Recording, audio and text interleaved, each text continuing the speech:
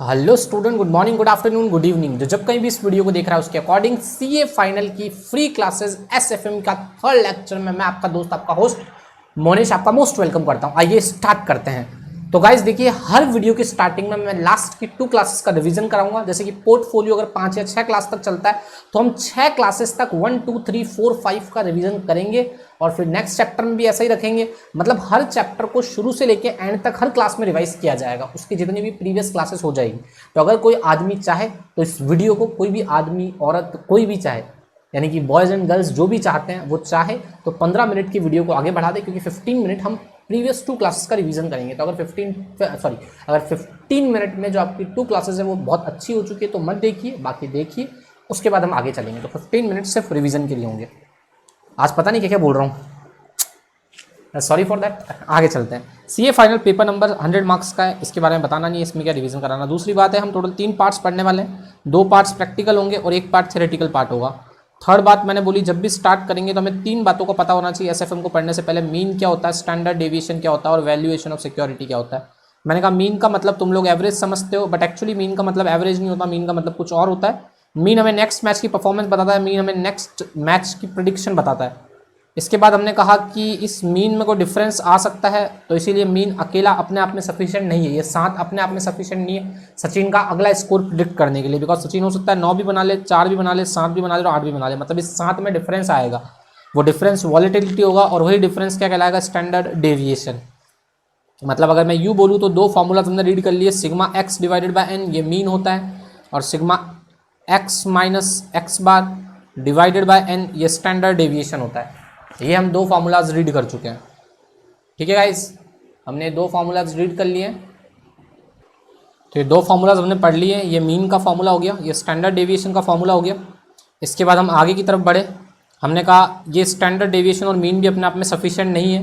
Mean 3 standard deviation आगे और 3 standard deviation पीछे जा सकता है। हमने एक नॉर्मल डिस्ट्रीब्यूशन टेबल पढ़ी, ऐसी नहीं है, सॉरी, ये नॉर्मल डिस्ट्रीब्यूशन था। अरे यार,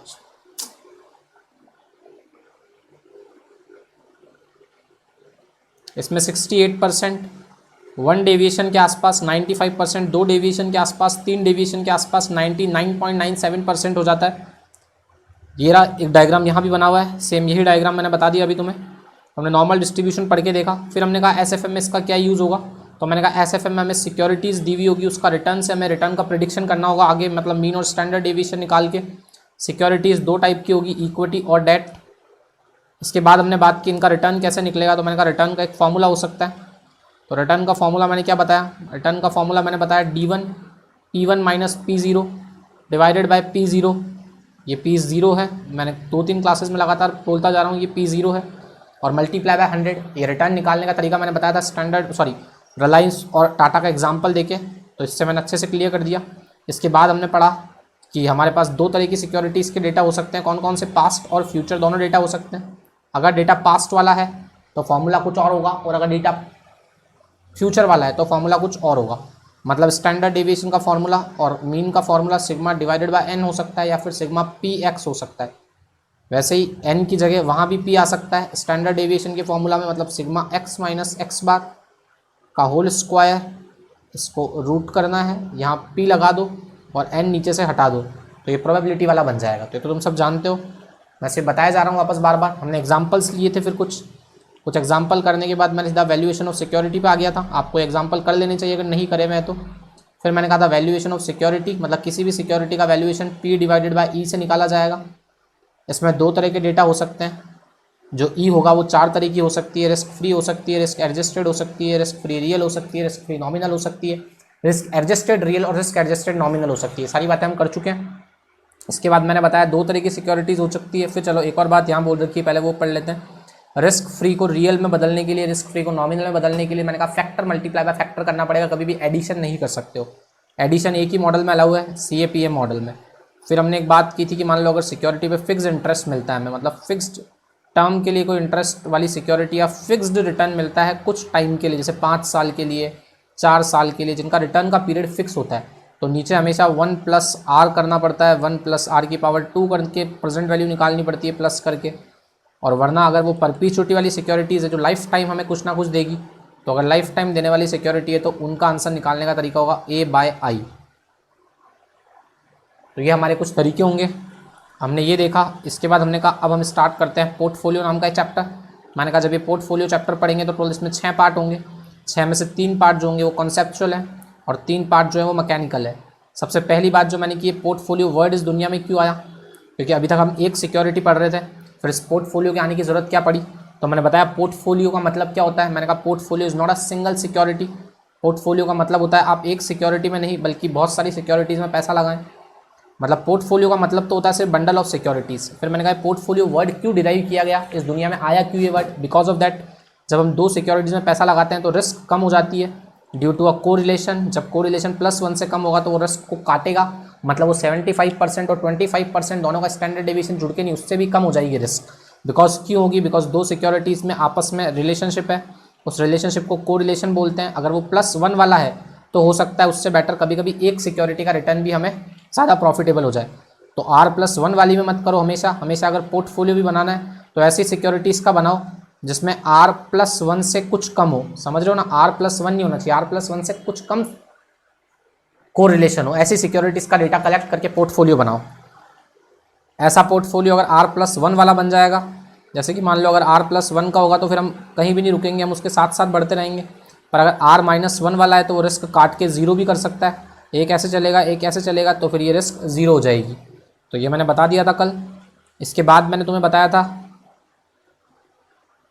कि ये मार्कोविच है, इसी ने बोला था ये सब बातें, हैरी मार्कोविच, जिन्होंने पोर्टफोलियो थ्योरी की खोज की थी। इन्होंने बोला डाइवर्सिफिकेशन होगा, और अगर डाइवर्सिफिकेशन कोरिलेशन आएगा, मीन वेरिएंस थ्योरी इन्होंने दी। इन्होंने बोला रिस्क कट जाएगी। हमने कहा बहुत ही बढ़िया बात कह रहे हो, रिस्क हकीकत में कट जाएगी। कोरिलेशन माइंड में सुनते ही पॉजिटिव और नेगेटिव 2 थिंकिंग बनती है। मैंने दोनों थिंकिंग के बारे में बता दिया, R+1 और R-1। फिर हमने बात की,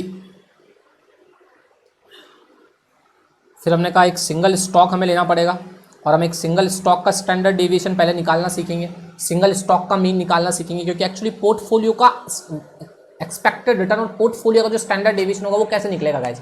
तो उसको निकालने का तरीका ये होगा कि 25% अगर हमने इसमें लगाया और 75% इसमें लगाया तो इसका 25% रिटर्न और इसका 75% रिटर्न, वही हमारे पोर्टफोलियो का रिटर्न होगा।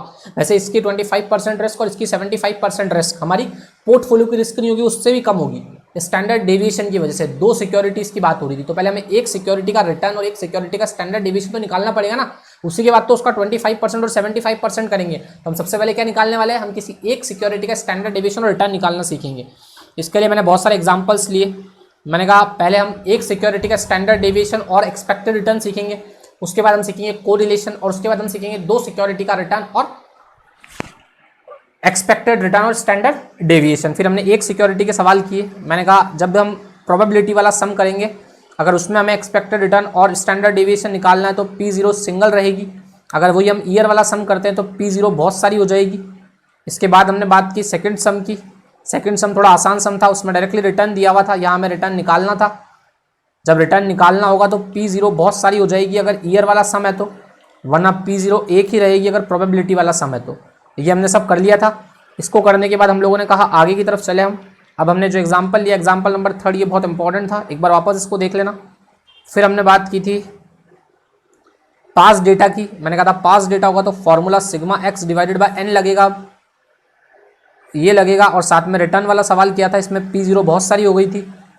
इसके बाद मैंने कोरिलेशन का मतलब समझाया आई थिंक, नहीं सॉरी, उसके बाद हमने पढ़ा सिक्योरिटी में यूटिलिटी कैसे डिसाइड होगी, कौन सी सिक्योरिटी ज़्यादा हमें सेटिस्फैक्शन दे रही। तो हमने कहा अगर सवाल बोलता है मैं रिस्क गिवर हूँ और रिस्क टेकर हूँ, मैं रिस्क एवर्स हूँ और मैं रिस्क टेकर हूँ, तो फिर मैं बता दूंगा सिक्योरिटी का रिस्क देख के। पर अगर सवाल कुछ भी नहीं बोलता तो फिर हमें सेटिस्फैक्शन लेवल निकालना पड़ेगा।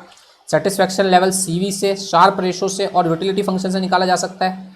CV का फॉर्मूला जो होता है वो होता है SD डिवाइडेड बाय मीन, मतलब जो आंसर हमें देगा वो SD में देगा, तो रिस्क जितनी कम आएगी उतना बढ़िया होगा। तो CV लोअर द बेटर होगा, मल्टीप्लाई बाय 100 भी करते हैं कभी कभी।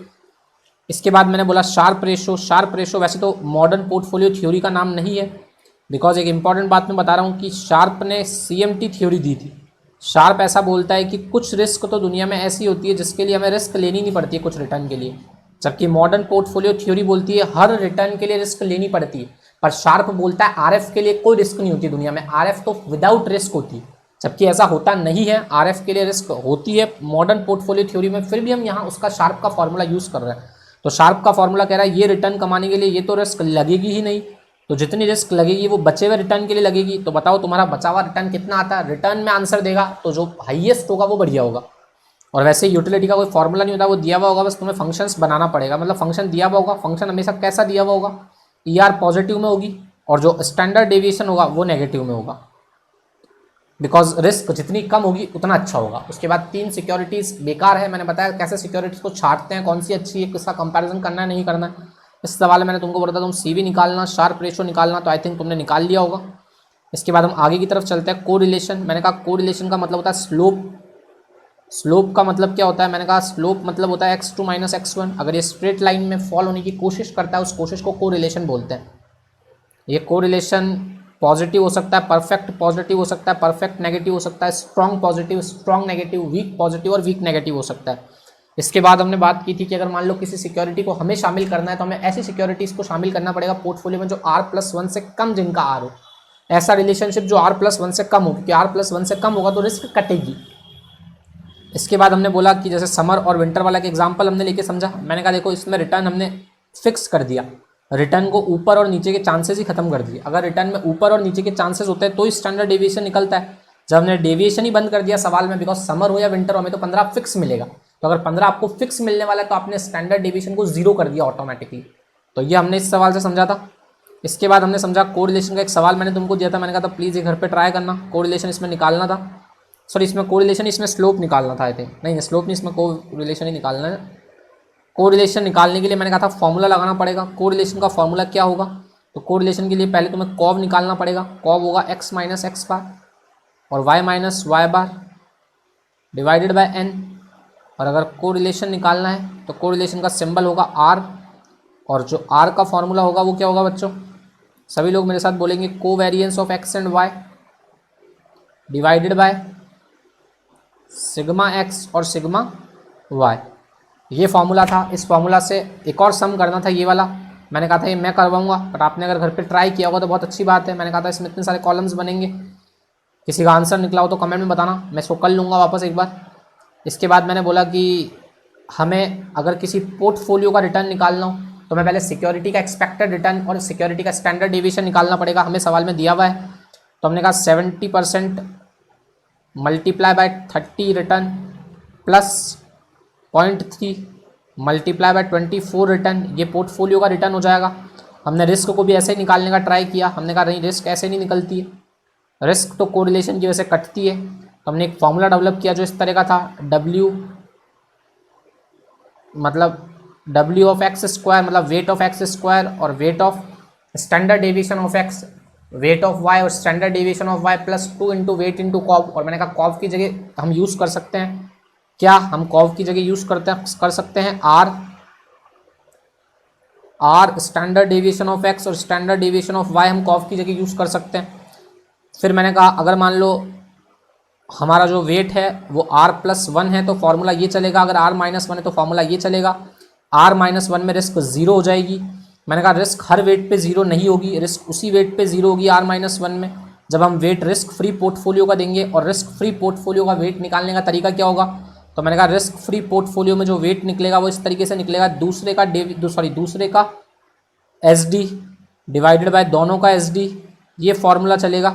और वैसे ही मिनिमम रिस्क पोर्टफोलियो का फॉर्मूला होगा दूसरे का वेरिएंस डिवाइडेड बाय दोनों का वेरिएंस माइनस को वेरिएंस डिवाइडेड बाय 2 को वेरिएंस, ये फॉर्मूला होगा मिनिमम रिस्क पोर्टफोलियो का।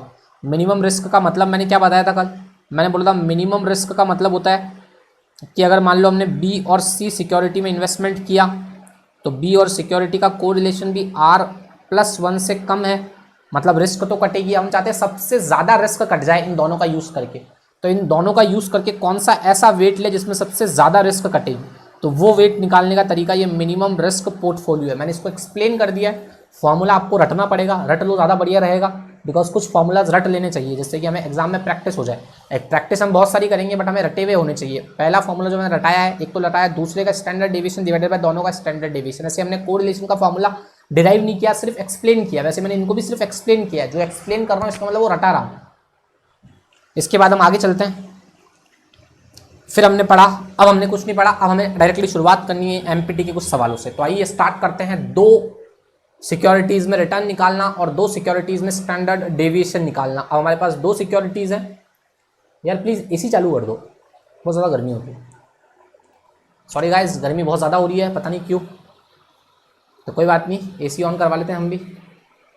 थोड़ा टेम्परेचर बढ़ा दो और टेम्परेचर कम कर दो, बढ़ा के दो। हाँ, टेम्परेचर थोड़ा कम कर दे भाई, गर्मी काफ़ी है यहाँ पे। तो तुम्हारे वहाँ भी गर्मी पड़ रही होगी, आई होप सो। सभी लोग कूलर के सामने बैठे होंगे। मैं कूलर चला नहीं सकता हूँ, बिकॉज अगर कूलर चलाऊंगा तो मेरी वॉइस नहीं आएगी। तो अब आज की क्लास स्टार्ट करते हैं। क्लास नंबर 3 पोर्टफोलियो में हमारा पहला सवाल जो स्क्रीन पे दिखाई दे रहा है वो है कि अगर हमने 80% एक्स में लगाया और 20% वाई में लगाया तो कंप्यूट कीजिए एक्सपेक्टेड रिटर्न और स्टैंडर्ड डेविएशन उस पोर्टफोलियो का। बिकॉज 80% और 20% लगाने के बाद वो पोर्टफोलियो बन जाएगा। तो पहला सवाल, पोर्टफोलियो का स्टैंडर्ड डेविएशन और पोर्टफोलियो का रिटर्न निकालना है। कैसे निकालें? सवाल में डेटा दिया हुआ है, प्रोबेबिलिटी दी हुई है।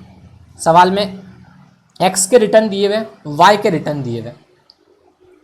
तो मैंने सवाल को शॉर्टकट मेथड से सॉल्व किया है। अगर एग्जाम में आता है तो हम उस शॉर्टकट मेथड को लगाएंगे और शॉर्टकट मेथड से आंसर निकाल लेंगे। बट मुझे लॉन्ग कट करवाना है, क्योंकि अगर मैं एक सवाल में प्रैक्टिस करा दूंगा तो बाकी सवालों में तुम खुद प्रैक्टिस कर पाओगे। अब आइए मैं प्रैक्टिस कराता हूँ एक सम की।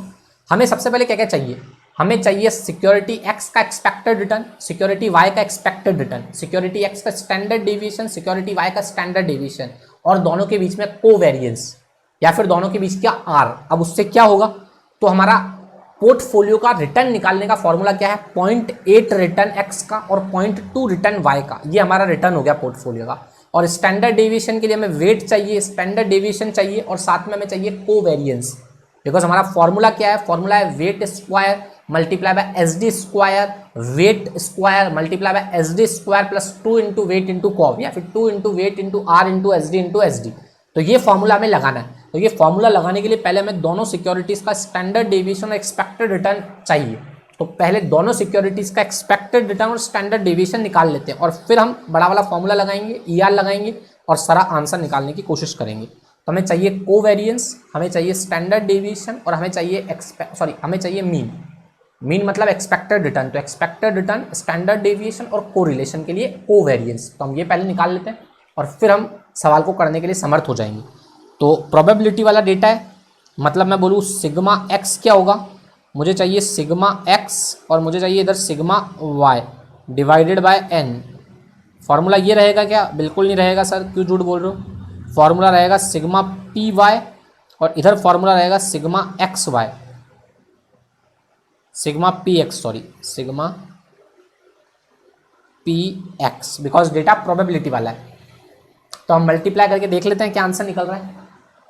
कैल्सी कहाँ गया? कैल्सी देना मेरे को, एक सेकंड। कैल्सी गाइस, सभी लोग अपना अपना कैल्सी उठा लीजिए।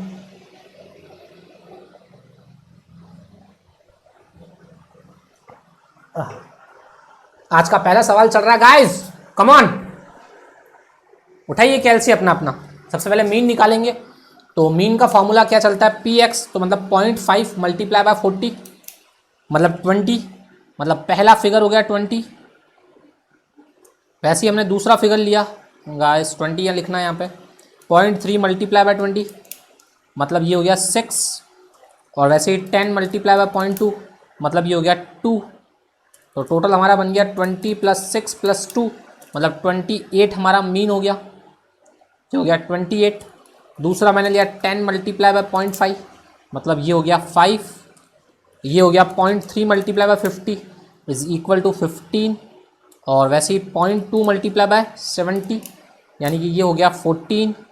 तो ये टोटल बन गया 34 आई थिंक, देख लेता हूँ एक बार। 5 + 15 + 14, हाँ 34। मतलब 2 मीन तो हमें मिल चुके हैं। मीन तो हमने फटाफट निकाल लिए। अगर हमारे पास मीन है तो क्या हम पोर्टफोलियो का एक्सपेक्टेड रिटर्न निकाल सकते हैं? बिल्कुल निकाल सकते हैं, पर अभी हम पहले वो नहीं करेंगे। पहले मैं लिख देते हैं मीन कितना आया। तो इसका मीन आया 28 और इसका मीन आया हुआ 34। तो हमें स्टैंडर्ड डेविएशन निकालना है। तो स्टैंडर्ड डेविएशन के लिए हमें 2 कॉलम बनाने पड़ेंगे। कौन कौन से 2 कॉलम होंगे? यही बना देता हूँ मैं 2 कॉलम। हमें एक कॉलम की ज़रूरत पड़ेगी px - x बार का होल स्क्वायर। वैसे ही हमें यहाँ ज़रूरत पड़ेगी py - y बार का होल स्क्वायर। मेरे पास जगह कम है तो तुम तो पूरा डेटा बना के कर देना। तुम्हारे डेटा में px भी निकला हुआ होगा, एक कॉलम में py निकला हुआ होगा, मतलब px और py तुमने निकाल लिया होगा। और मैं अब डायरेक्टली करूँगा x माइनस एक्स बार। x कितना है मेरे लिए 40 और मेरा जो मीन था वो था 28, तो 40 माइनस 28 मतलब 12 मल्टीप्लाई बाय 12 144 और 144 का 0.5 लेना है मतलब 72। इसके बाद मुझे लेना है 20 minus 28, 8 multiply by 8 64, 64 multiply by 0.3 मतलब ये लेना है मेरे को 19.2। इसके बाद मुझे अगला फिगर लेना है 10 माइनस 28, 18 मल्टीप्लाई बाय 18 324 और 324 का 0.2 लेना है मतलब 64.8 लेना है। अब मैं इनके टोटल करूँगा तो मेरे को मिलेगा 72 प्लस 19.2 प्लस मिलेगा 64.8 156 और 156 का अंडर रूट करूँगा तो मुझे मिलेगा स्टैंडर्ड डेविएशन और ये स्टैंडर्ड डेविएशन आएगा 12.4। ठीक है, इसके बाद हम बात करेंगे इधर वाले डेटा की। तो इधर 34 था मीन, तो 10 minus 34 24 multiply by 24 multiply by 0.5 मतलब ये डेटा निकलेगा 288। इसके बाद डेटा निकलेगा 50 minus 34 16 multiply by 16 multiply by 0.3 तो ये निकलेगा 76.8 और वैसे ये निकलेगा डेटा कितना y माइनस वाई बार मतलब हो गया 70 माइनस 34 मल्टीप्लाई बाय 0.2 मतलब ये निकलेगा, एक बार वापस देख लेता हूँ, 70 माइनस 34 36 मल्टीप्लाई बाय 36 1296 और मल्टीप्लाई बाय 0.2 मतलब ये निकलेगा 259.8। अब हम सबको जोड़ लेते हैं 288 प्लस 76.8 वापस एक बार 288 प्लस 76.8 प्लस 259.8 कितना आ रहा है? ये वैल्यू आ रही है 624.6। अब मुझे रूट कर देना है तो आ जाएगा 24.9 मतलब ये निकल के आ रहा है 24.9।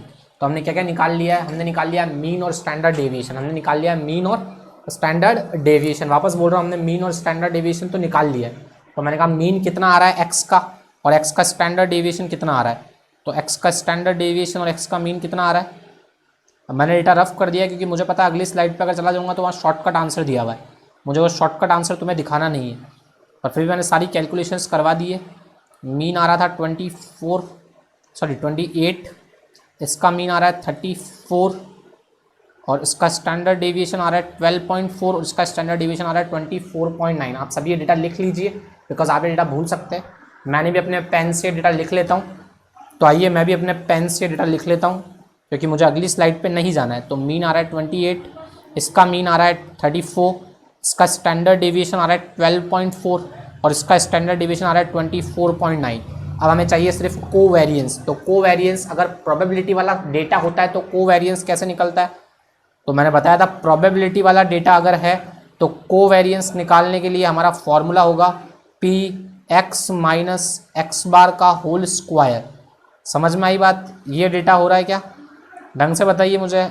बिल्कुल नहीं। कोवेरिएंस का फॉर्मूला सभी लोग याद करेंगे। कोवेरिएंस का मतलब होता है एक्स माइनस एक्स बार का होल स्क्वायर। नहीं, बिल्कुल नहीं। मैं गलत फॉर्मूला जानबूझ के लिखता हूँ, मुझे पता है आप लोगों को याद नहीं है। फॉर्मूला होगा ये, इनका होगा सिग्मा और यहाँ आ जाएगा पी। अगर यही पास वाला डेटा होता तो डिवाइडेड बाय एन हो जाता। मतलब अब मुझे 2 कॉलम एक्स्ट्रा बनाने पड़ेंगे, एक्स माइनस एक्स बार और वाई माइनस वाई बार, और फिर दोनों को मल्टीप्लाई करना पड़ेगा प्रोबेबिलिटी से। मतलब 3 कॉलम और बनाने पड़ेंगे ताकि मैं कोवेरिएंस तक पहुँच जाऊँ। तो मुझे कोवेरिएंस तक जाना है। कोवेरिएंस तक जाने के लिए मुझे कौन कौन से कॉलम बनाने पड़ेंगे? पहला कॉलम बनाना पड़ेगा एक्स माइनस एक्स बार का, यहाँ बनाना पड़ेगा y माइनस वाई बार का, और यहाँ मुझे बनाना पड़ेगा एक और column p x minus x bar और y माइनस वाई बार का। तो मुझे 3 कॉलम बनाने पड़ेंगे गाइस। तुम्हें ये तीनों कॉलम बिल्कुल साफ बना लेने चाहिए। तुम पहली बार प्रैक्टिस कर रहे हो, मेरी बहुत बार प्रैक्टिस हो रखी है, पर तुम्हें प्रैक्टिस ज़्यादा करनी है। तो x माइनस एक्स बार क्या होगा? तो बार तो मुझे पता है 28 है, तो मैं डायरेक्ट बोलूँगा 40 माइनस 28 मतलब पहला बार आएगा 12।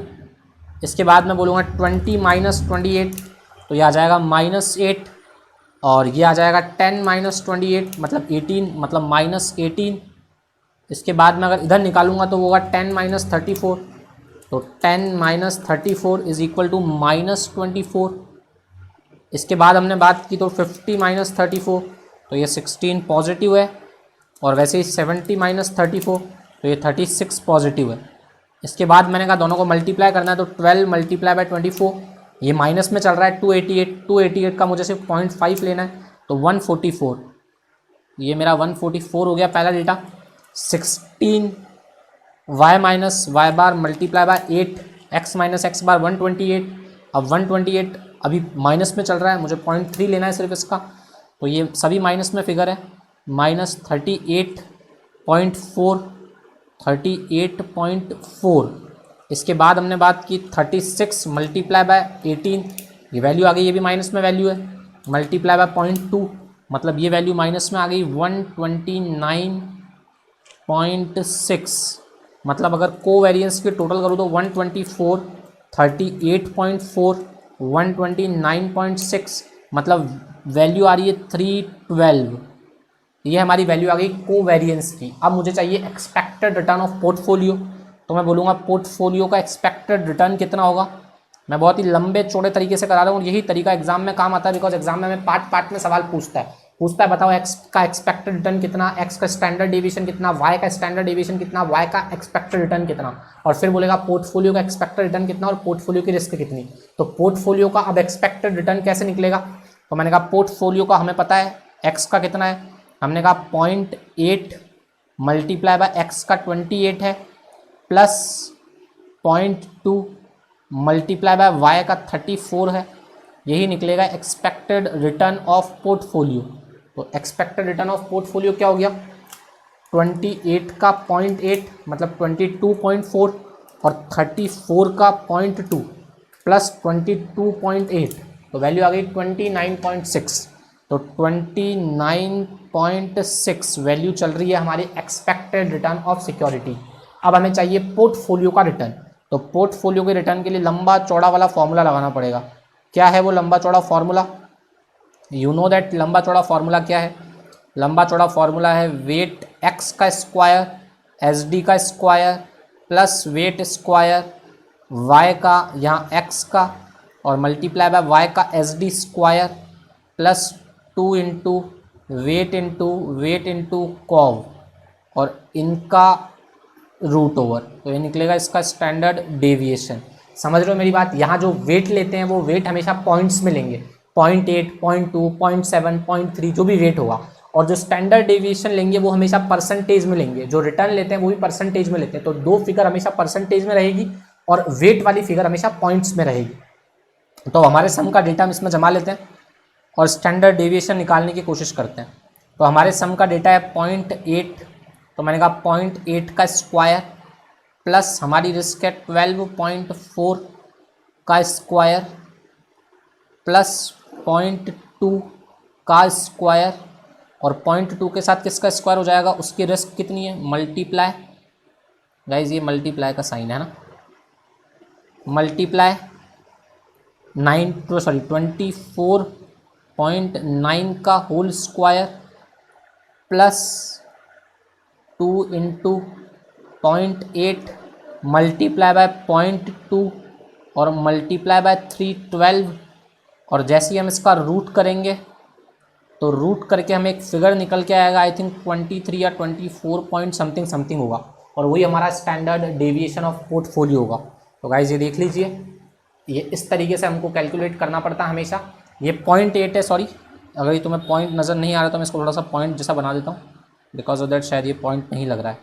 तो ये पॉइंट है, मतलब दो फिगर्स हमेशा पॉइंट में आएंगे, ये भी पॉइंट है, ये सब पॉइंट्स हैं, ये ज़ीरो नहीं समझ ले कोई बच्चा भाई कोई ज़ीरो नहीं समझ ले भाई, बार बार बोल रहा हूँ, ये सब पॉइंट्स हैं, ये भी पॉइंट है और ये भी पॉइंट है, ठीक है ना। तो वेट्स हमेशा पॉइंट्स में आएंगे और स्टैंडर्ड डेविएशन हमेशा परसेंटेज में आएंगे, ठीक है ना। तो स्टैंडर्ड डेविएशन को परसेंटेज से हटा मत देना। तो ये पूरा तरीका होगा, इस तरीके से हमें सॉल्व करने होंगे आगे आने वाले जितने भी सवाल होंगे। अब तुम सवाल का स्ट्रक्चर समझ चुके हो, सवाल अब कितना भी बड़ा हो तुम्हें पता पड़ गया कि तुम्हें क्या करना है।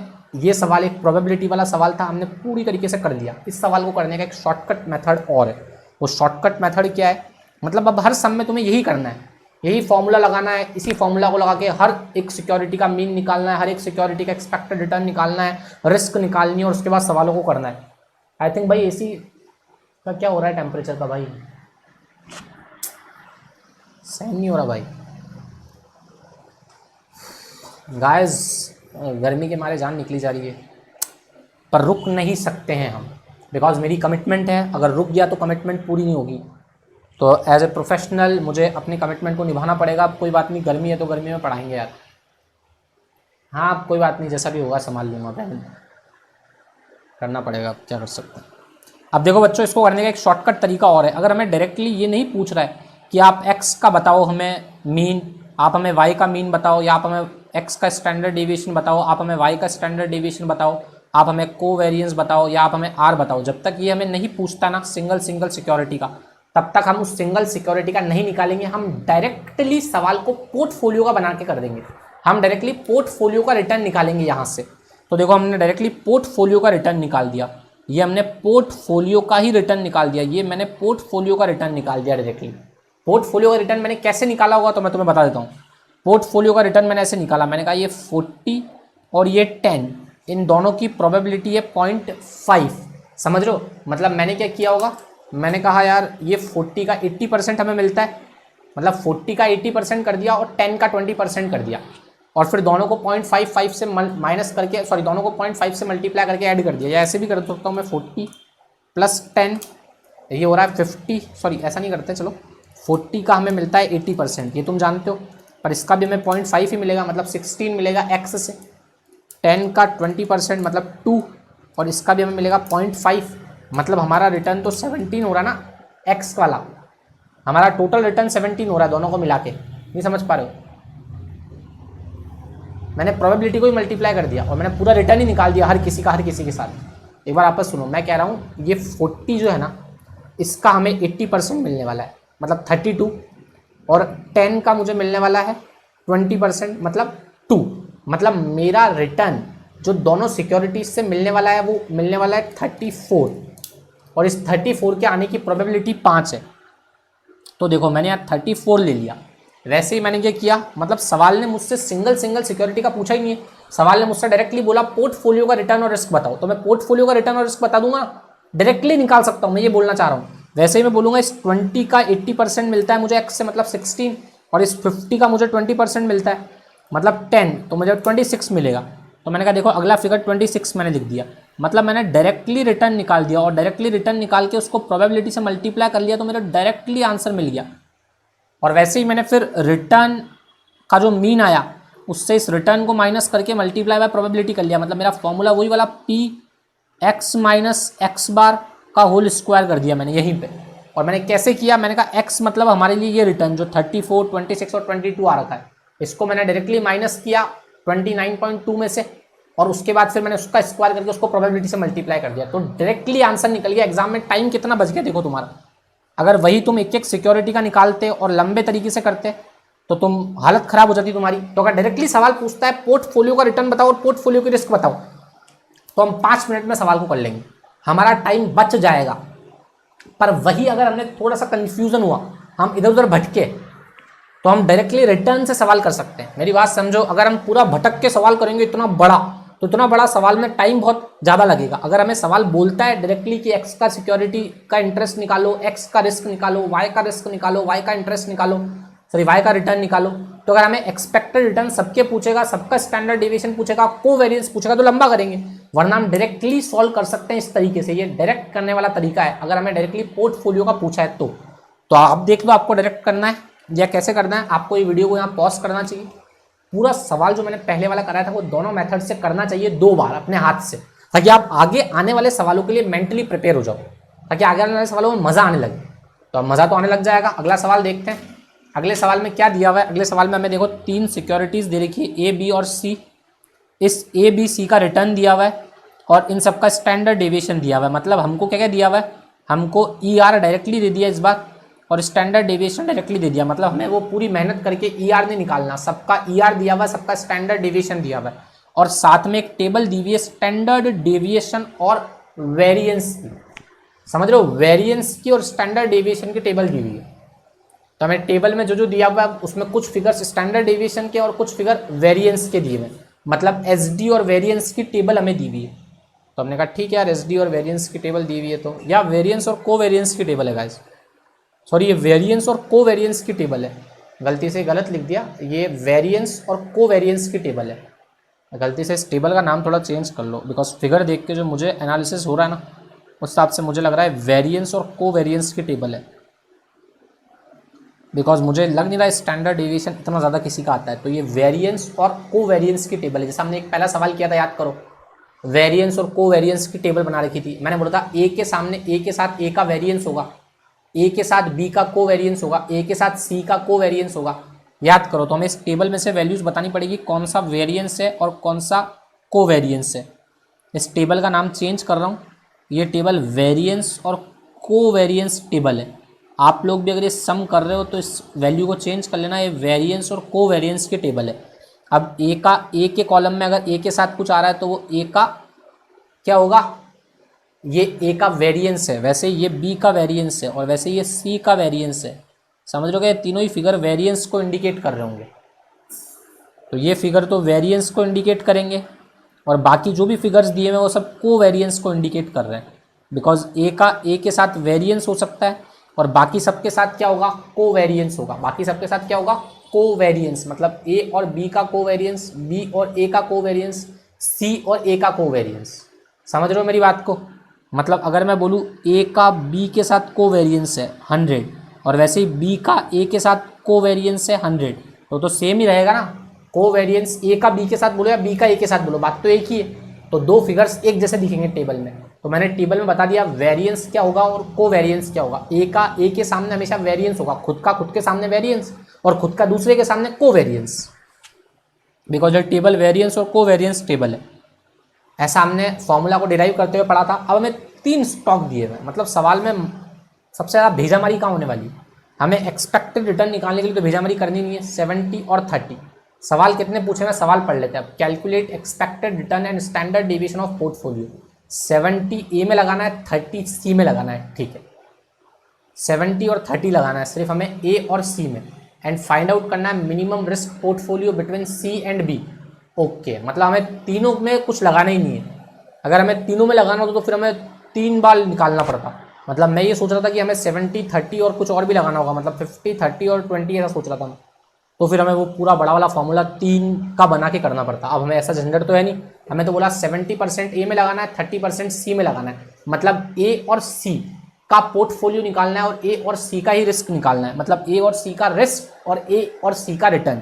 तो हमें ए और सी के फिगर्स पे ध्यान देना चाहिए। ए का रिटर्न है 30 और सी का रिटर्न हमें दिया हुआ है कितना, एक सेकेंड, सी का रिटर्न दिया हुआ है हमें 8। कितना दिया हुआ है सी का रिटर्न, 8, सॉरी सी का रिटर्न 8 नहीं था, गलती हो गई, सी का रिटर्न है 20। ऐसा मैंने फिगर तुम्हें दिखा दिया।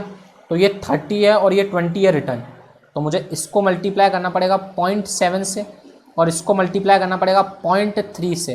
तो डायरेक्टली मेरा आंसर निकल गया दोनों को जोड़ने के बाद। एक्सपेक्टेड रिटर्न ऑफ पोर्टफोलियो जो ए और सी में 70 और 30 मिलाता है, तो डायरेक्टली हो गया। इसको तो करने की ज़रूरत नहीं पड़ी, तो एकदम बकवास हो गया।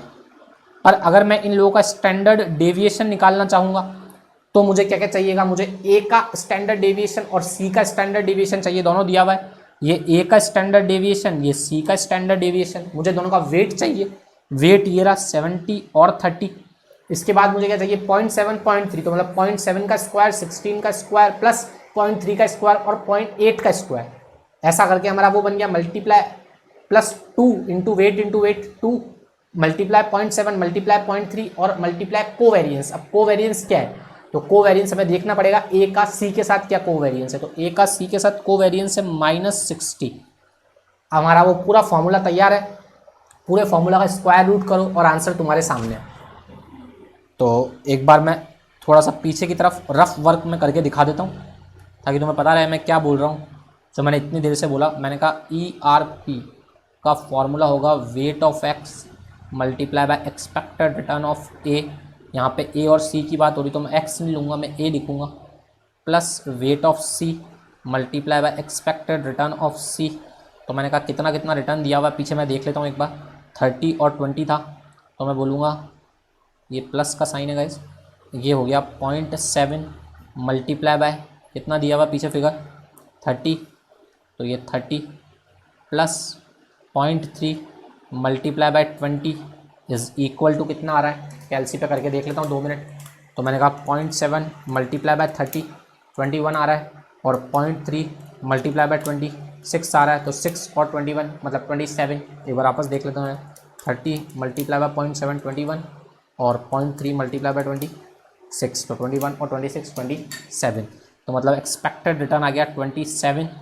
अब मुझे निकालना है स्टैंडर्ड डेविएशन, तो मुझे ए और सी के बीच का स्टैंडर्ड डेविएशन निकालना है। तो सभी लोग स्टैंडर्ड डेविएशन का फॉर्मूला लगाएंगे मेरे साथ। तो स्टैंडर्ड डेविएशन का फॉर्मूला होगा वेट ऑफ एक्स का square multiply by standard deviation का स्क्वायर प्लस वेट ऑफ सी का स्क्वायर और स्टैंडर्ड डेविएशन ऑफ सी का स्क्वायर। मैंने जहाँ एक्स लिख दिया गलती से वहाँ ए और ए कर दो, प्लस 2 इंटू वेट इंटू कॉव। ये फार्मूला होगा, कॉव किसका होगा, ए का और सी का, और यहाँ वेट होगा ए का और वेट होगा सी का, और फिर इसका स्क्वायर रूट करना है, तो मुझे निकल जाएगा स्टैंडर्ड डेविएशन। अब वेट क्या क्या है, अब फटाफट मैं वेट जमाता हूँ और आंसर निकालने की कोशिश करता हूँ। सभी लोग इस आंसर को निकाल लेंगे एक बार के लिए, तो निकालना सबको पड़ेगा ही पड़ेगा।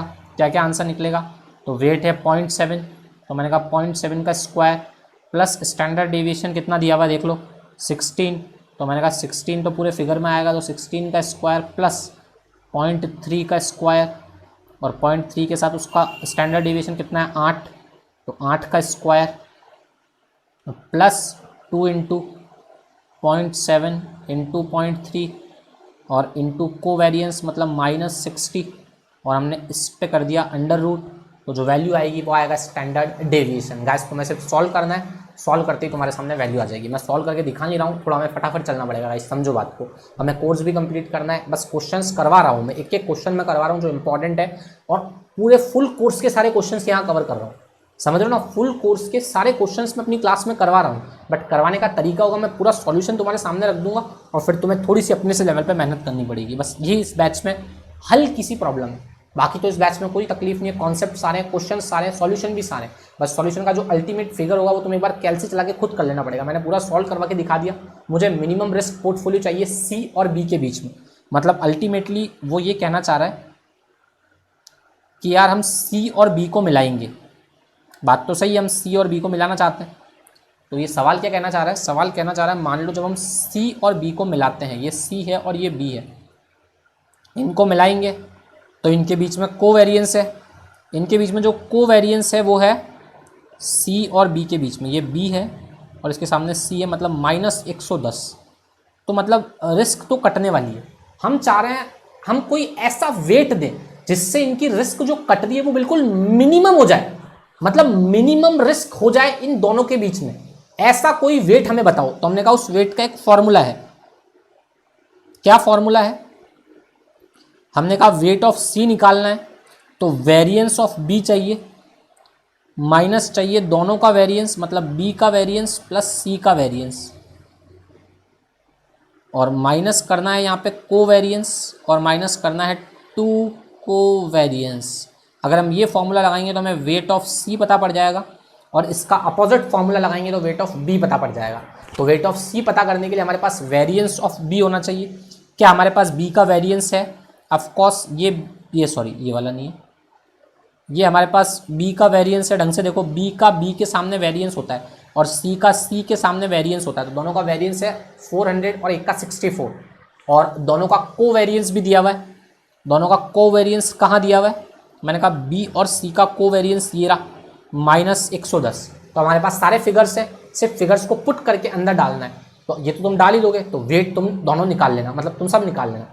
दो चीज़ें, एक तो बी का वेट और एक सी का वेट, ये दोनों मिनिमम रिस्क पोर्टफोलियो का वेट है जो तुम्हें निकालना है। तो तुम गाइज मेहनत करो थोड़ी सी, और थोड़ा सा वीडियो को पॉज करके तुम ये वेट निकाल लो। मैं चलता हूँ आगे की तरफ। तो मतलब अभी तक हमने 2 सम देख लिए, दोनों ही फंटास्टिक सम थे मेरे हिसाब से। इन दोनों ही सम को करने के बाद तुम्हें भी मज़ा आ गया होगा, और मुझे तो मज़ा आ ही गया। अद्भुत सम थे। एक बार दोनों सम वापस दिखा देता हूँ। एक सम में हमने पूरा बड़ा फॉर्मूला लगा के आंसर निकालना सीख लिया था। इसके बाद ये सम तो बिल्कुल छोटा हो गया था इसके सामने, बिकॉज इसमें standard deviation, risk, covariance, variance सब कुछ दिया हुआ था। पर सवाल ने हमसे 3 वेट नहीं पूछे। सवाल अगर ये भी बोलता था 0.5 लगाओ, एक में 0.3 लगाओ और एक में 0.2 लगाओ, अगर ऐसा सवाल होता ना थोड़ा बड़ा हो जाता, फिर हमें क्या करना पड़ता, फिर हमारा स्टैंडर्ड डेविएशन का जो फॉर्मूला था ना वो थोड़ा बड़ा हो जाता। बस उस फॉर्मूला में क्या होता बच्चों, फिर x का वेट स्टैंडर्ड डेविएशन x का, और फिर स्टैंडर्ड डेविएशन वेट y का, स्टैंडर्ड डेविएशन y का, वेट z का, स्टैंडर्ड डेविएशन z का, plus 2 into weight into weight into weight और इंटू कोवेरियंस के 3 बार फॉर्मूलाज लगाने पड़ते हैं, तो सम हो जाता बहुत बड़ा। तो इतने बड़े सम को करने में फिर हमारा दिमाग खराब हो जाता। तो भगवान की दया है हम बच गए। 3 स्टॉक का सम नहीं था तो 3 स्टॉक का, बट सम थोड़ा सही टाइप का था, बहुत बुरा नहीं था। अगर बुरा सम होता तो फिर हम आउट ऑफ द बॉक्स चले जाते। बढ़िया है। पर अगला सम की तरफ हम बढ़ते हैं। अगला सम क्या बोल रहा है, अगला सम कह रहा है हमारा आर जो है वो +1 है। मैंने कहा आर +1 है मतलब सिक्योरिटी बहुत ख़राब हो जाएगी, और खुद ही बोल रहा है 80% यू में लगाओ और 20% ऑफ डब्ल्यू में लगाओ, और इनका कंपैरिजन करो 100% वाई में लगा के, और जो तुम डब्ल्यू और यू में लगा रहे हो ना, उस डब्ल्यू और यू वाली सिक्योरिटी का आपस में जो वेरिएबल है, सॉरी जो आपस में कोवेरिएंस है, जो आपस में आर है, वो +1 है। मतलब ये कहना चाह रहा है तुम्हें 2 सिक्योरिटी का कंपैरिजन करना है, एक पोर्टफोलियो का एक सिक्योरिटी के साथ कंपैरिजन करना है। ये वो सिक्योरिटीज़ होगी और ये वो सिक्योरिटी होगी वाई, जिसका तुम्हें कंपेयर करना है इस पोर्टफोलियो के साथ, और इस पोर्टफोलियो में लेना है यू और डब्ल्यू। इसका वेट रखना है 80% और इसका वेट रखना है 20%। ये तुम्हारा अल्टीमेट काम होना चाहिए, 80% और 20% वेट को रखना, और तुम्हें इसका कंपैरिजन करना है वाई के साथ। इन 2 सिक्योरिटी के बीच में कोरिलेशन R+1 है। मैंने कहा था कभी कभी R+1 से बेटर होता है वाई, मतलब सिंगल सिक्योरिटी। तो यही वो समय जो ये प्रूफ कर रहा है, जो मैं इतने से चिल्ला चिल्ला के बोल रहा था कि 2 सिक्योरिटी का वेरिएबल, 2 सिक्योरिटी में अगर कोवेरिएंस R+1 है तो उससे बेटर हो सकता है कभी कभी सिंगल सिक्योरिटी निकल जाए। पर सर यहाँ सिर्फ 3 ही सिक्योरिटी का कंपैरिजन क्यों दिया हुआ है? बिकॉज सिक्योरिटी तो बहुत सारी है, यू वी डब्ल्यू एक्स वाई जेड, इतनी सारी सिक्योरिटीज़ है, पर आप कह रहे हैं कंपेयर सिर्फ डब्ल्यू यू और वाई को करना है, बिकॉज बाकी सारी सिक्योरिटी बेकार है। ढंग से देखो, आओ देखते हैं इफेक्टिव सिक्योरिटी पहले पहचानते हैं सामने। 10 का कंपैरिजन 5 से और 10 का कंपैरिजन 6 से, ओके। 15 का कंपैरिजन और 13 का कंपैरिजन, और यहाँ पे कह रहा है 11 और 6, यहाँ पे कह रहा है 5 और 5, और यहाँ पे कह रहा है 10 और 7। तो मेरे हिसाब से तो ये सिक्योरिटी वाई बेकार हो गई यार। उसके अलावा मेरे को लग रहा है ये जो 15 और 13 की रिस्क है, बाकी तो कोई सिक्योरिटी बेकार लगी नहीं थी मुझे इसमें। मतलब इफेक्टिव सिक्योरिटी पहचानने का सम नहीं है। वैसे तो ये इफेक्टिव इनइफेक्टिव है वाई, तो फिर भी हमें वाई का कंपैरिजन करने के लिए कह रहा है, ऐसा कैसे हो सकता है? चलो डब्ल्यू और यू तो सेपरेट लग रही है बिल्कुल, बिकॉज डब्ल्यू तो 15 13 है और यू 10 5 है, मतलब ये तो बेस्ट है, इनमें तो कोई दिक्कत नहीं है। वाई में 100% लगाने को कह रहा है, पर वाई तो सिक्योरिटी बेकार है एक तरह से। एक्स के कंपैरिजन में वाई का तो मुकाबला ही नहीं हो सकता, बिकॉज वाई तो बेकार है, और जो एक्स है खुद वो तो है 5 और 5, मतलब रिटर्न भी 5 है और रिस्क भी 5 है, तो ये तो बेकार हो गया इसके सामने। तो यू के सामने एक्स का तो कोई मतलब ही नहीं। 15 पे रिस्क 6 की है, तो ये रिस्क 6 की कोई क्यों लेगा? कोई बेवकूफ़ तो है नहीं जो 6 की रिस्क लेगा 11 कमाने के लिए। ये भी बढ़िया है, ये बढ़िया सिक्योरिटी है। एनालिसिस ही नहीं हो पा रहा, ये तो बहुत मुश्किल हो गई। 10 का 7 है, मतलब जेड तो बेकार है, ये तो पक्का हो गया। जेड और एक्स तो बेकार है। वाई का कंपैरिजन किसी के साथ हो नहीं सकता, बिकॉज वाई का 11 और 6 है, वाई कंपैरेबल नहीं है। सॉरी वाई क्या, ये वाई है, सॉरी गड़बड़ हो गया, ये वी था, सॉरी दोस्तों, सॉरी। सारी सिक्योरिटीज़ कंपेरेबल है। थोड़ा सा माइंड पता नहीं गर्मी के चक्कर में कहीं चला गया था। ढंग से देखो तो वी तो बेकार है, मुझे लगा ये वाई है, मुझे लगा वाई तो ये है। वी बेकार है, जेड बेकार है। यू के कंपैरिजन में वी और जेड बेकार हो गई। उसके बाद हमारे पास सिक्योरिटी बची एक तो यू, एक वाई, ये तो बढ़िया सिक्योरिटीज़ है। डब्ल्यू एकदम बेस्ट है, पर ये जो सिक्योरिटी एक्स है ये भी बिल्कुल बेकार है, बिकॉज 5 की रिस्क हमें यू दे रहा है और यू हमें रिटर्न 10 का दे रहा है, और ये हमें सिक्योरिटी एक्स 5 और 5 दे रही है, तो बेकार हो गई। ये भी बेकार हो गई और ये भी बेकार हो गई। मतलब इसमें इफेक्टिव सिक्योरिटी 3 ही बची, यू डब्ल्यू और वाई, और इन्हीं का कंपैरिजन हमें करने को बोल रहा है एक बार यू और डब्ल्यू लो, इस U और W का आपस में जो कोरिलेशन है वो R+1 है। इनका रिटर्न और रिस्क तो दे ही रखा है, तो इनका स्टैंडर्ड डेविएशन से तुम इनकी रिस्क निकाल दो और वैसे ही 100 के साथ फिर कंपेयर करो, दोनों को कंपेयर करके हमें रिजल्ट दो। तो हमने कहा ठीक है हम कंपेयर कर लेंगे, इसमें क्या बहुत बड़ी बात नहीं है। एक बार सवाल वापस बोल देता हूँ गाइस, मुझे थोड़ी सी जो सवाल में प्रॉब्लम आई थी वो ये थी, मैं इसे वाई समझ रहा हूँ और ये वी था। मुझे लगा अगर वाई सिक्योरिटी इतनी बुरी है तो फिर साला रिटर्न इतना अच्छा कैसे दे सकती, मतलब फिर से कंपेयर कैसे हो रहा सवाल में। सवाल कह रहा है वाई को कंपेयर करो और वाई तो खुद ही बेकार है जबकि वो वी है। तो शायद पढ़ने में थोड़ी मिस्टेक हो गई कि यू के बाद वाई नहीं आता, यू के बाद वी आता है और वाई तो एंड में दिया हुआ है। ये थोड़ी सी मेरी प्रॉब्लम थी, तुम्हें भी शायद वी और वाई एक साथ लग सकता है, वैसे लगना तो नहीं चाहिए। मैं थोड़ा छोड़ो अब यार, आगे चलते हैं। अगर मुझे U और W लेके बनाना है तो मैं बोलूँगा मेरे पास स्टैंडर्ड डेविएशन भी है, सब कुछ है मेरे पास, सिर्फ मेरे पास एक चीज़ R भी है। तो ठीक है मेरे पास R वाला फॉर्मूला लगाऊंगा बड़े वाले के लिए। तो मुझे अगर रिटर्न चाहिए तो रिटर्न का फॉर्मूला तो क्या होगा, पोर्टफोलियो का रिटर्न जिसमें U और V मिला हुआ है, उस पोर्टफोलियो का रिटर्न होगा 0.8 मल्टीप्लाई बाय 10 प्लस 0.2 और मल्टीप्लाई बाय 15। ये रिटर्न निकल गया मेरा। तो रिटर्न निकालना तो बहुत इजी होता है, हमेशा ही मैंने बोला ही है।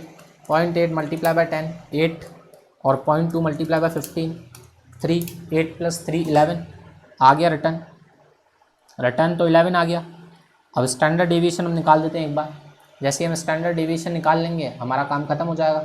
तो स्टैंडर्ड डेविएशन का फॉर्मूला बोलो, सभी लोग स्टैंडर्ड डेविएशन का फॉर्मूला बोलेंगे मेरे साथ। स्टैंडर्ड डेविएशन का फॉर्मूला क्या होगा, W, एक सेकेंड, W मतलब 0.8, तो 0.8 का square plus sorry multiply standard deviation 5, तो 5 का स्क्वायर प्लस 0.2 और 0.2 का स्क्वायर मल्टीप्लाई 13 और 13 का square plus 2 into 0.8 into 0.2 into R क्या है, R क्या है बच्चों, +1 मतलब 1 मल्टीप्लाई बाय स्टैंडर्ड डेविएशन 5 और स्टैंडर्ड डेविएशन 13 और फिर इनका अंडर रूट। तो ये निकल के आ गया स्टैंडर्ड डेविएशन। ये जो स्टैंडर्ड डेविएशन निकल के आएगा उस स्टैंडर्ड डेविएशन ER और Y का, ER और Y का स्टैंडर्ड डेविएशन आपस में कंपैरिजन करेंगे और वो जो कंपैरिजन होगा उस कंपैरिजन को इस तरह से करेंगे। देखो हम बोलेंगे ये पोर्टफोलियो है और ये हमारा Y है, इससे हमारी ER इतनी निकल के आ रही है 11, इससे भी 11, इससे रिस्क 6 है और इसकी रिस्क वहाँ से सामने से निकल के आ जाएगी उस फार्मूला से, अभी निकाल लेता हूँ मैं। तो उसकी रिस्क निकल के आ जाएगी। फिर हम इन दोनों को कंपेयर करेंगे। कंपेयर करने के लिए क्या करना पड़ेगा बताओ, कंपेयर करने के लिए या तो हम डायरेक्टली कंपेयर हो जाएगा या तो, और अगर डायरेक्टली कंपेयर नहीं हो पाएगा या तो रिस्क, भाई एक की रिस्क कम हो जाएगी ना, भाई इसकी जो रिस्क निकल के आएगी ना पोर्टफोलियो की वो 6 से ऊपर निकल के आएगी। तो हम बोलेंगे इस पोर्टफोलियो में पैसा लगाना बेकार है, वेस्ट हो गया, बिकॉज वाई इसके मुकाबले इफेक्टिव सिक्योरिटी है। सिंपल सी बात है, इससे कम आएगा तो हम बोलेंगे वाई बेकार है। और मैं बता रहा हूँ क्या आने वाला है, इसका 6 से ऊपर आने वाला है। तो हम बोलेंगे R+1 अगर दो वेरिएबल है तो उनसे बेटर कभी कभी वाई भी हो सकता है, कभी कभी एक सिंगल सिक्योरिटी भी हो सकती है, बिकॉज सम का रीजन यही था, सम को कराने का मेरा मकसद ही यही था। तो सम में जो स्टैंडर्ड डेविएशन आएगा वो 6 से ऊपर आएगा। और फिर हम बोलेंगे पहली बार ऐसा हुआ है कि पोर्टफोलियो भी खराब हो गया, वो 6 से ऊपर आने वाला है। तो हम बोलेंगे पोर्टफोलियो की थ्योरी R+1 पे कभी कभी काम नहीं करती। और यही मैं कब से चिल्ला के कल वाली क्लास से बोल रहा हूँ, जब R+1 वाली दो सिक्योरिटी अगर किसी पोर्टफोलियो में शामिल की जा रही है तो उससे अच्छा एक सिंगल सिक्योरिटी भी हो सकती है, बिकॉज R+1 रिस्क नहीं काटता है, R+1 से कम होगा तो रिस्क काटेगा। और यहाँ R+1 था तो इसलिए रिस्क नहीं कटी। अब तुम्हें ये फॉर्मूला सॉल्व करके एक बार स्टैंडर्ड डेविएशन निकाल के मैंने जो कंपैरिजन करने के लिए यहाँ रखा हुआ है वहाँ एक कंपेयर करने के लिए तुम्हें कंपेयर कर लेना बस इस तरीके से। और नीचे एक नोट लगा के लिख देना कि द सिक्योरिटी R+1, तो R+1 अगर आ रहा है सिक्योरिटी का, अगर सिक्योरिटी का कोरिलेशन R+1 है तो कभी कभी R+1 से बेटर हो सकती है एक सिंगल सिक्योरिटी।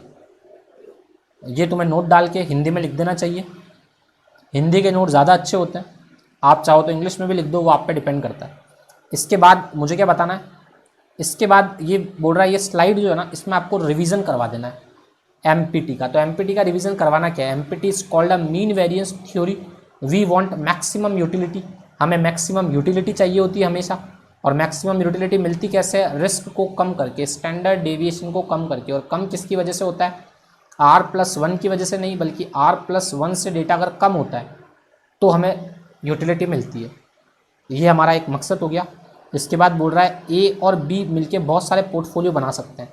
यही बात अब मुझे तुम्हें बतानी है। ए और बी का अगर वेट लगाते हैं तो हमेशा क्या होगा बच्चों? देखो बी यहाँ होगी, और अगर हम बी में 100% लगाते हैं, और वैसे ही मैं अगर तुम्हें बताऊँ हम ए में 100% लगाते हैं, तो ए हमें ये रिस्क देगा, इतना ज़्यादा रिटर्न देगा। बी हमें रिटर्न कम देगा, ये हमेशा होगा रिस्क, और ये हमेशा होगा रिटर्न। ग्राफ बना रहा हूँ, एक थ्योरी समझाने की कोशिश कर रहा हूँ ग्राफ से। मैं बोल रहा हूँ मान लो ये बी है, 100% लगाया, ये ए में 100% लगाया, तो बी ने हमें कम रिटर्न दिया तो रिस्क भी कम, ए ने ज़्यादा रिटर्न दिया तो ए ने ज़्यादा रिस्क दी। अब मैं बोल रहा हूँ दोनों का पोर्टफोलियो बनाओ। तो ये पोर्टफोलियो में मैं जो भी वेट लगाऊंगा ना, मैं पोर्टफोलियो में वेट लगाऊंगा, बी को एक वेट दूंगा, ए को एक वेट दूंगा। तो वेट देने पे पहला पोर्टफोलियो जो बनेगा, मतलब पहला फिगर जो आएगा वो यहाँ आएगा, दूसरा फिगर यहाँ आएगा, तीसरा फिगर यहाँ आएगा, और चौथे फिगर से हम धीरे धीरे डी ए के पास पहुँच जाएंगे। अगर ये बी है तो हम धीरे धीरे वेट लगाते हुए पहले हम बी को कम वेट देंगे, फिर हम ए को ज़्यादा वेट देंगे, फिर बी को कम, फिर ए को ज़्यादा, फिर बी को कम, ए को ज़्यादा, ए को बी को कम। तो मतलब अल्टीमेटली बी ए के रिटर्न के पास पहुँच जाएंगे बी से होते हुए। पहले बी में 100%, फिर बी में 90, बी में 80, बी में 70, 60, 50, 40। तो ये ग्राफ कुछ इस तरह का बनेगा, यूं। मतलब मैं कहना चाह रहा हूँ दो सिक्योरिटी के बीच में जो बैंड होता है ना, बैंड, ये तुम्हें बैंड दिख रहा होगा इस तरह का, ये बैंड बनता है आर की वजह से। इससे देखो रिस्क कम हो रही है।